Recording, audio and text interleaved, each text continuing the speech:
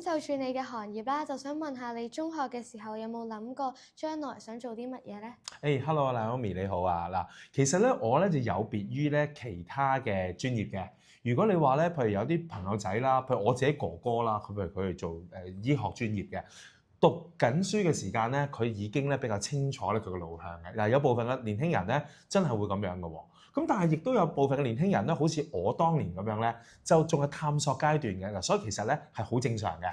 所以咧喺讀書嘅時間咧，多啲接觸咧唔同嘅學科啦，多啲咧就係唔同嘅師兄啊，或者大學院校有啲 open day 啊，去廣泛咁樣接觸啊感受咧，對於自己嚟講係好嘅。嗱，我咧就屬於後者嘅，即係我唔係細個咧就立定志願咧，一定要做法律工作啊、調解員啊、仲裁員啊，我就唔係嘅。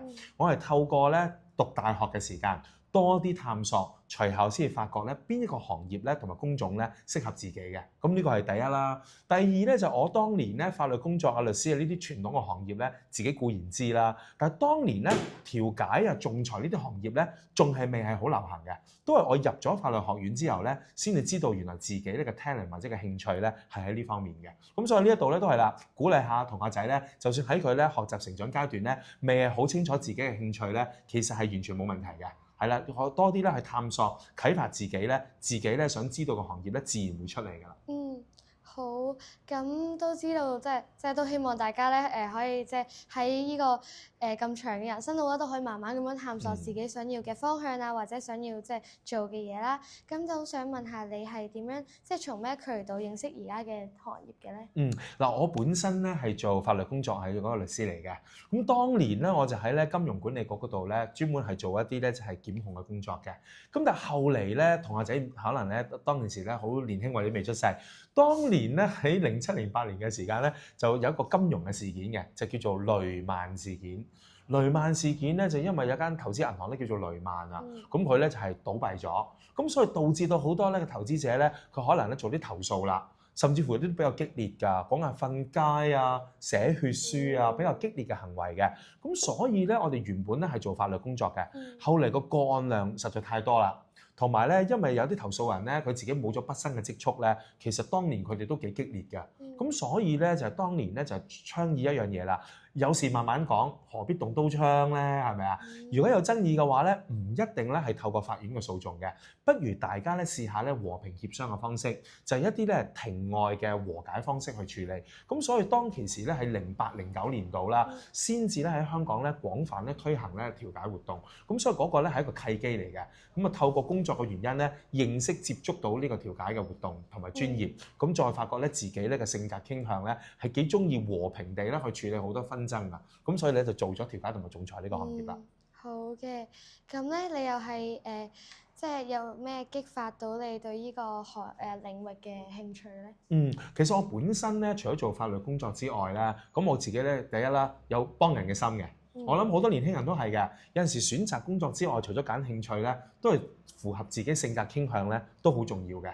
咁我啊有別於咧一般嘅法律工作者咧，好中意去拗嘢啊。其實我又唔係好中意打官司嘅，我係好中意咧就係幫人哋去處理爭議同埋糾紛。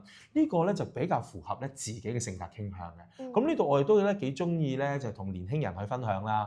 選擇一個工作咧固然有冇工作嘅前景啊、待遇係點咧，固然係好重要啦。但係對於呢個社會有冇貢獻、幫唔幫到人，最重要啦，符合自己嘅 character、符合自己嘅性格咧，同樣重要嘅。咁我可以咁講啦，調解呢種工作咧，既符合咧即係我嗰個性格傾向，對呢個社會咧亦都有貢獻嘅，亦都同我法律專業咧係有聯繫嘅。咁所以呢個咧就係我一個比較主要嘅工作嚟嘅。咁希望大家都可以揾到一個即係又可以對社會有貢獻啦，又可以咧啱自己嘅一啲職業咁樣啦。咁想問下即係仲裁同埋調解嘅分別係啲乜嘢咧？嗱，呢個係一個一級榮譽嘅問題嚟嘅。嗱，仲裁同埋調解咧，好多朋友咧經常都會咧兩者咧混為一談嘅。總言之都係庭外和解啦。如果有個爭議咧，我唔喺法院嗰度提出申訴，咁就係調解同埋仲裁啦。嗱，其實調解同埋仲裁咧係兩個唔同嘅領域嚟嘅。嗱，我用一個好簡單嘅比喻。嗱，仲裁英文我哋叫做 arbitrations， 我哋咧就叫做咧私人法官。如果我同你有個爭議咧，我要用公立嘅服務咧，咁我就要去法庭㗎啦。咁但係我去法庭嘅話咧，第一要排期啦，可能好多個案咧一排就排2-3年㗎啦。第二咧，香港嘅法院咧係奉行公開聆訊嘅，咁咧判詞咧係會上載上社交媒體、互聯網嘅，咁全世界都知㗎啦。咁但係如果咧我同你有個爭議，我又想解決，但我又唔想去排期啊、公開啊，我就選擇咧仲裁服務啦。我揾一個私人法官翻嚟，如果咧佢覺得咧我同你嘅爭議咧邊個啱邊個唔啱咧，佢做一個裁判嗱，既可以慳到時間，案件咧嘅保密性咧亦都能夠提升嗱，咁所以私人法官咧就係仲裁啦。嗱，但係調解就完全唔同喎，因為仲裁咧雖然好啊，但係始終都有咧贏同埋輸嘅味道嘅，一邊贏一邊輸。如果我同你咧係不論對錯，大家都想揾一個接受到嘅解決方案，從而去 settle 呢間爭議咧，咁呢個咧我哋叫做咧和平協商嘅方式咧，我哋就叫做調解，叫做 mediation 啦。咁所以咧喺調解活動當中咧，我哋揾一位咧調解員，喺唔裁定爭議邊個啱邊個唔啱嘅情況底下咧，和平協商揾一個雙贏嘅解決方案咧，呢個就係做調解啦。咁所以調解同埋仲裁咧，其實係兩種咧截然不同嘅專業嚟㗎。咁喺調解同埋仲裁嘅過程當中咧，最常見嘅挑戰係啲乜嘢咧？嗱，最常見嘅挑戰咧，第一啦，就係要令到雙方咧，本來係個腦袋好熾熱㗎嘛，係咪？因為有個爭議咧，佢要做仲裁同埋做調解咧，大家都好咧 take it personal 啊嚇，我啱你唔啱，係啦，大家都好想咧 win over 贏對方嘅。咁但係咧，係咪我哋咧特別是係調解咧，我哋好強調一樣嘢嘅，就係咧無論邊個啱邊個唔啱都好，呢個咧唔係最重要嘅。最重要咧就係揾一個咧現在同埋將來嘅解決方案，從而 settle 呢單爭議，不論對錯。咁所以我哋好強調一樣嘢咧，叫做 win-win 雙贏嘅。咁點樣喺佢哋咧好激烈啊、好熾熱嘅腦袋啊同埋辯論當中，令到佢哋能夠和平協商，不論對錯咧，呢個係一個最大嘅挑戰嚟嘅。咁所以咧軟性技巧啊，同埋啲同理心啊，就變得相當重要㗎啦。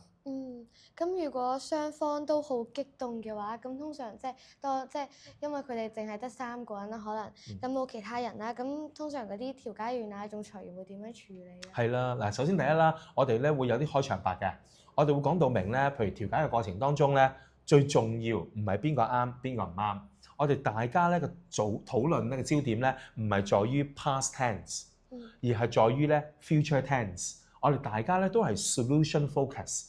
揾一個咧大家都接受到嘅解決方案，從而去 settle 咧，呢個先至我哋今日會面嘅目的嚟嘅。咁呢，所以第一啦，我哋做調解員嘅角色咧，會令到佢哋清楚調解嘅目的係啲乜啦。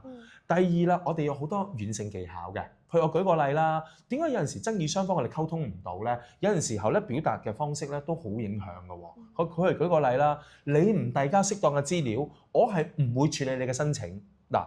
呢啲咧，我哋叫做雙重否定句，係咪啊？你唔遞交資料，我唔處理你嘅申請。但我哋做調解員咧，有陣時有啲軟性技巧咧，我哋叫做咧由雙重否定句變做雙重肯定句。嗱，其實佢頭先嘅意思咧，即係話咧，只要你遞交適當嘅資料咧，其實佢係好樂意處理你嘅申請嘅。咁所以只要你遞交適當嘅資料咧，佢就會盡快處理㗎啦。嗱，我哋就會將一啲説話咧去轉化。就令到咧佢哋咧唔好用一個錯誤嘅表達方式。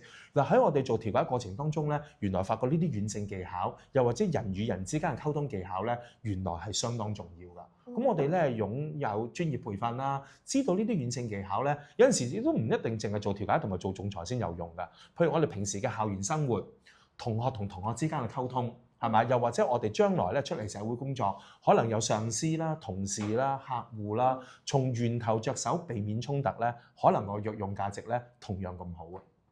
咁睇嚟咧，成日都即係 stand strong 都唔係一件好事啦。咁咧即係呢個。即係有軟性技巧啦，都係提高調解嘅成功率嘅一個，即係其中一個好重要嘅元素啦。咁咧喺仲裁同埋喺調解嘅過程當中咧，咁通常咧就即係一個即係私密啲嘅環境咁樣啦。咁但係即係淨係得嗰個仲裁員啊，或者即係調解員，咁點樣去確保成件事嘅公平性咧？係啊，嗱，首先第一咧喺調解過程當中咧，調解員同埋仲裁員咧係雙方咧共同委任嘅。咁所以咧，首先第一啦，人選同埋身份咧係中立持定嘅。因為如果咧個人選咧唔係中立嘅話咧，某程度上嚟講咧，第二嗰方咧都未必會同意嘅。咁所以咧，原來咧委任調解員同埋仲裁員咧本身已經係中立嘅人選嚟㗎啦。咁第二咧，我哋叫做程序公義。嗱，我哋咧經常有一句説話掛喺口邊嘅，我哋英文叫做 Justice should not only be done, but should be seen to be done。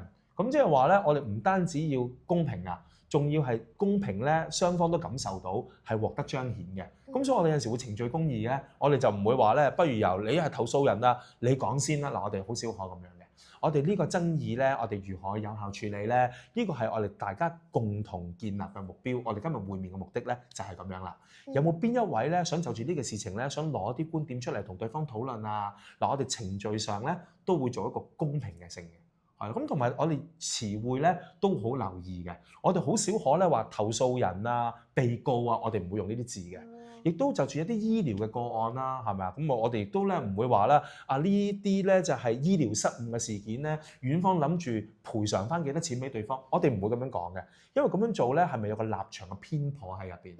咁所以我哋有陣時候咧都會話啦，嗱，之前陳生啦，你接受過醫院咧嘅治療啦，最終可能嘅治療效果咧唔符合你心目中嘅預期。我明白你咧當中咧有情緒喺背後，亦都可能有啲額外嘅醫療開支咧產生咗嘅。咁就住呢啲咧額外嘅醫療開支啊，點樣做一個有效嘅安排同埋處理咧？今日就係大家討論嘅目的啦。嗱，呢種技巧咧，我哋就叫做 paraphrasing，即係將一啲咧負面嘅用字、爭議誰屬嘅用字，我哋會變做一啲中性嘅詞彙，令到雙方咧能夠咧和平咁協商落去嘅。咁呢啲技巧咧，有陣時喺日後咧人與人之間嘅溝通咧都好重要，都唔係淨係調解先識用㗎。